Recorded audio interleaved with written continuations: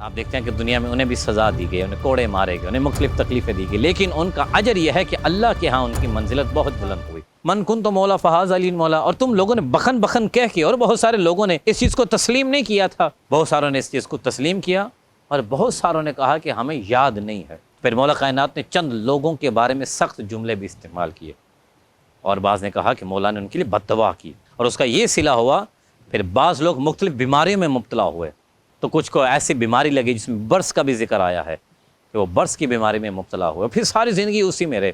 لیکن جنہوں نے اس کو بیان کیا، آپ دیکھتے ہیں کہ دنیا میں انہیں بھی سزا دی گئی، انہیں کوڑے مارے گئے، انہیں مختلف تکلیفیں دی گئی، لیکن ان کا اجر یہ ہے کہ اللہ کے ہاں ان کی منزلت بہت بلند ہوئی۔ ہمارے لاہور کے بڑے مشہور عالم دین ہیں، وہ ایک جگہ نکاح پڑھنے کے لیے گئے، تو نکاح پڑھتے ہوئے جب لڑکی سے اجازت لیتے ہیں تو لڑکی سے اجازت لینے سے پہلے اس کی ولی کی اجازت لی جاتی ہے۔ تو لڑکی کے پاس گئے اور جا کے کہا، تو ان کا لڑکی کے یار کو بلاؤ، لڑکی کے دوست کو بلاؤ۔ کہا کس لیے؟ کہا کیونکہ اس کی اجازت چاہیے مجھے، میں نے سیغے جاری کرنا ہے۔ تو اس کا ولی تو اس کا باپ ہے۔ کہا نہیں، اس کا ولی دوست ہے، اس کا ولی اس کا دوست ہے، وہ آ کے اجازت دے۔ کہا کیسی باتیں کر رہے ہیں؟